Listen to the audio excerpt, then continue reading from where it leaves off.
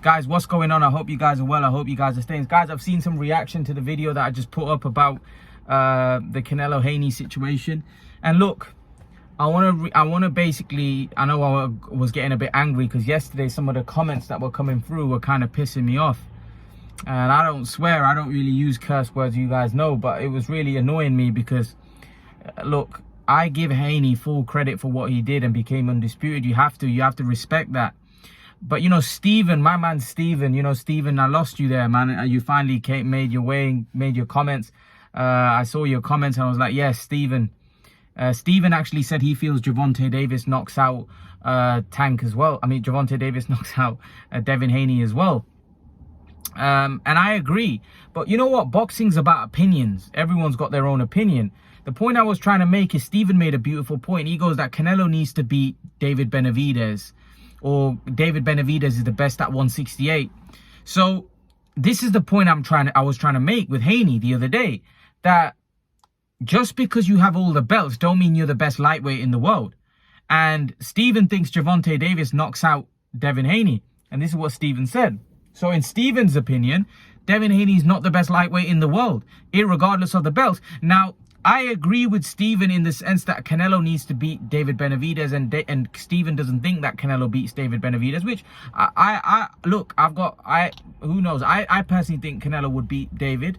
But at the end of the day, I do agree with Steven that Canelo needs to fight David Benavidez. I don't agree with David Morrell because David Morrell hasn't done enough. Really, at this point, David Benavidez is a former champion, and like that, if we're gonna keep saying Canelo needs to beat him, then there's gonna be a heap of champions coming through, a whole heap of young fighters coming through that Canelo has to beat. You know, next minute they're gonna say he needs to beat Edgar Berlanga to be best fighter. So for me, Canelo does need to beat David Benavidez at 168 because of the hype and the mystique around David Benavidez. So Canelo needs to go to David Benavidez and look to beat him at 168. I'd agree with Steven on that. I think Steven's got a point there.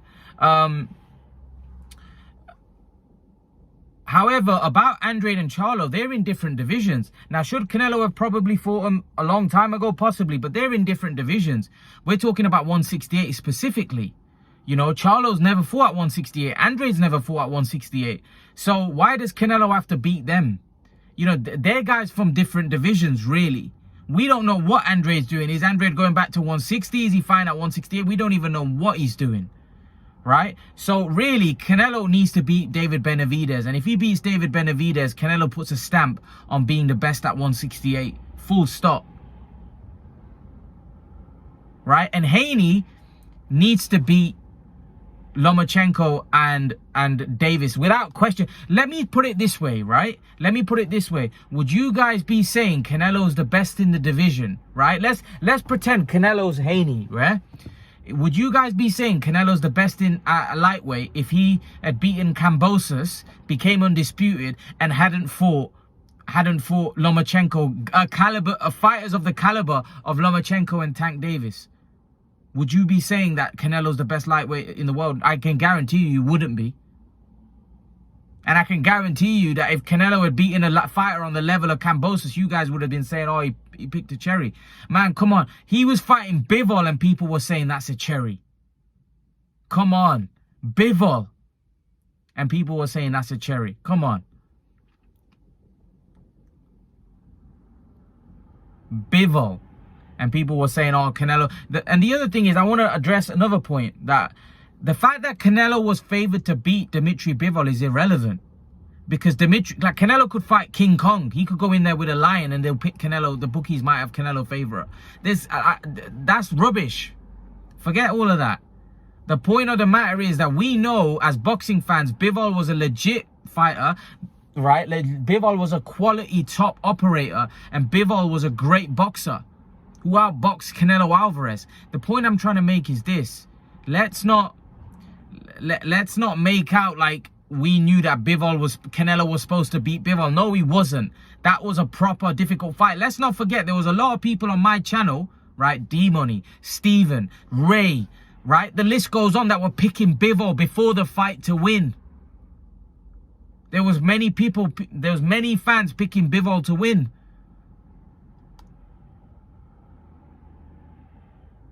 Right? So this is the point I'm trying to make to you guys, is that just because you hold all the 4 belts doesn't mean you're the best in the division.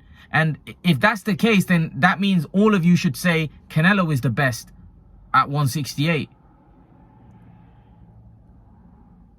Reynolds Powell, my friend Reynolds Powell, you know, got a lot of respect for Reynolds Powell. You know, he gives his opinions. I don't always agree with him. Or most of the times I don't agree with him. You know, but fair play. I respect everybody with their opinions. He comes on, he gives his opinion. I respect that. You know, hopefully one day I can get you on a live stream, Reynolds. But Reynolds, you said that Canelo beat European bums, right? But what is Cambosis? But yet you said to me yesterday, or the day before, I can't remember, whenever I uploaded it, you said to me, Imran, you don't appreciate skill. But yeah, I'm the same guy that appreciates Shakur Stevenson. I'm the same guy that appreciates Floyd Mayweather. I'm the same guy that said Jaron Boots Ennis is the next big thing in boxing. So I don't know what skill you're talking about. Now, do I appreciate a fighter that jabs and hugs and grabs and makes things boring? Come on, man. Little Penny went to the fight and Little Penny said that Devin Haney stunk the joint out. He stunk the gaff out. Let's be brutally honest. He stunk the gaff out. I don't like the guy's style. I think he's boring. That's got nothing to do with appreciating. Well, on the one hand, I'm appreciating Shakur, who a lot of people think is boring. I actually found him quite enjoyable. It's boring because Shakur was so dominant and he was so good. But Devin Haney was different. Devin Haney's style is boring. He jab, jab, jab, jab. People said I'm blind, right? That I missed all of his power shots. What power shots? What power shots did Devin Haney throw in that fight? What? Please explain to me. What power shots, right, did Devin Haney throw in that fight? He barely threw. He beat him by the jab. He beat him just by a jab. Whenever Cambosis got close, he grabbed hold. Now, I'm not saying there's anything wrong with that, but you ain't becoming a superstar like that. You ain't becoming a superstar by jabbing, jabbing, jabbing and grabbing when they get close, because that's essentially what he's doing. Now, if you think that's a great skill, yeah, it is a skill. He won the fight, he won comfortably, but I didn't enjoy what I saw. When I watched Shakur v. Valdez, I enjoyed what I saw because I saw class. I saw a guy that was controlling distance, that was getting in and out of range so beautifully, effortlessly. Devin Haney was, for me, he stunk it out. That's my opinion. That's my opinion. I'm pretty sure there's many that agree with me. Pretty sure there's many that disagree with me. There's nothing to do with not appreciating skill. What's the skill? Yeah, it's skill to jab and jab your way to victory. Of course, that's a skill. You know, he's got a good jab. But the point I'm trying to make is there's many fighters with a lot of skill. Jaron Boots Ennis has got even more skill. He just unfortunately hasn't had the opportunity to prove it. Jaron Boots Ennis has got power. He's got speed. He's got foot speed. He's got everything. I don't want to hear that he's not fought against the top tier caliber. I'll tell you why. Because the eye tests don't lie. I've been watching boxing enough to know how special Ennis is. The man's got power in both hands. He's a switch hitter. He puts people to sleep with both hands. Yeah, his level of caliber's not been great. But why ain't they queuing up to fight him then? Right? The eye tests don't lie.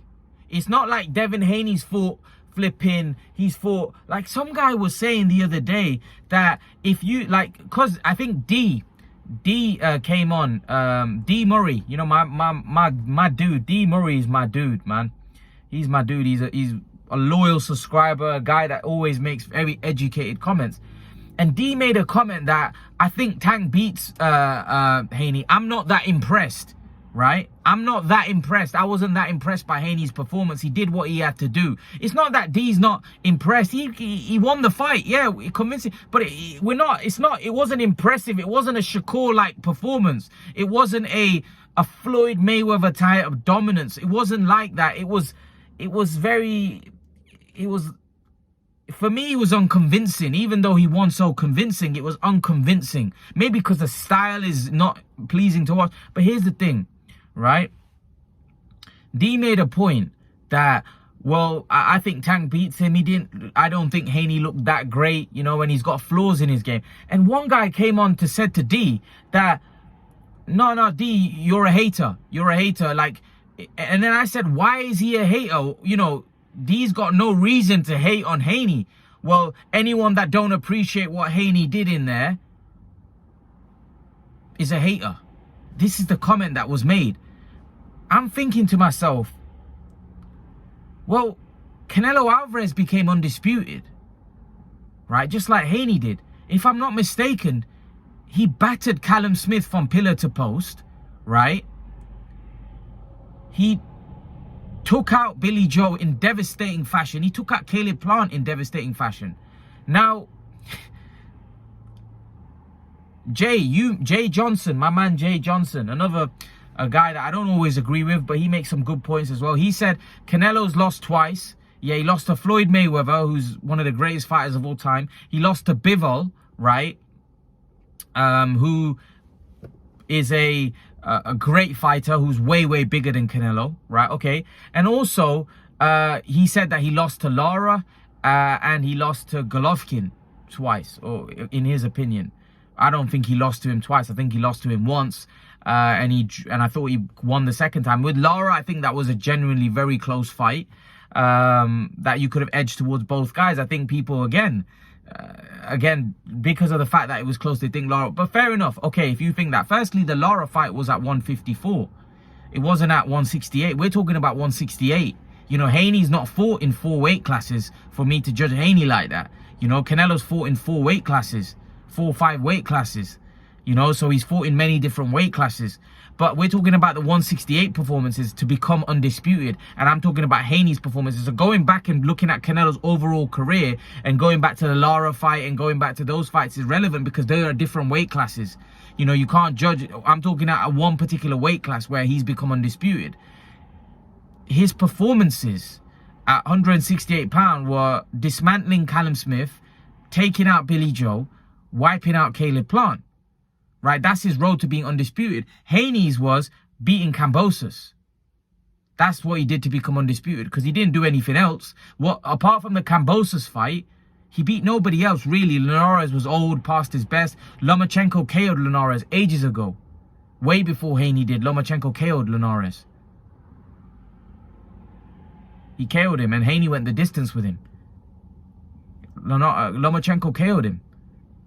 Right? The other thing is, who else did Haney fight? Gamboa? You know, old man. You know, Cruz took out Gamboa in devastating fashion. In more devastating fashion than Haney did. So the point I'm trying to make is, Haney's a good fighter. But let's not forget, Canelo is a smaller guy at 168. And yet he was still dominating. Haney is a bigger guy at 135. So he's able to use his reach, height. That's why putting Haney on the pound for pound list and saying he's pound for pound is, for me, a bit premature. Because pound for pound is guys moving up weight classes and fighting guys bigger and beating guys bigger than them. Not fighting guys smaller than them or fighting guys the same size as them. Let's see Haney move up to 140, 147 like Canelo Alvarez has moved up weights. And let's see if he can dominate like Canelo's done. At the minute, Haney's the big guy at 135. There's not many guys that are smaller or bigger, bigger than Haney at 135. So let's see if Haney can move up to 135. 140, 147 and dominate and just use the jab. Because all of a sudden, when he moves up, that reach ain't going to be there. That height advantage ain't going to be there. And then you ain't going to just be able to jab and hold because those guys are bigger and stronger. They'll push you away. So all of a sudden, now that jab and move around tactics won't work. Do you understand what I'm saying? So it becomes a lot harder because now those guys, if those guys are quick, those guys are going to be able to negate Haney. And they might just walk straight through him because they're bigger and stronger. They'll just walk straight through him. Because he's got no power. And one of you actually said that, all right, well, Kambosos, Haney must have had some kind of power, because why didn't just Kambosos walk through him? Because Kambosos had no feet. Kambosos' feet were stuck in the mud, so he couldn't get near. He couldn't get near, what's his name? He couldn't get near Devin Haney. It had nothing to do with Haney's power. Nothing to do with Haney's power. It was more the fact that Kambosos' feet were stuck in sand. That's why, and he couldn't get near him. Otherwise, another fighter like Tank Davis would have found a way to cut off the ring and would have got to the target. So this isn't hating on Haney. Haney's a good fighter. He can fight. It's just that I think his style is a bit underwhelming, and I think he's gonna have to beat Tank and Lomachenko to prove that he's the best. He's got to beat those guys, in my opinion. I don't feel like you can just crown him #1 without beating Lomachenko and Tank. Not at all.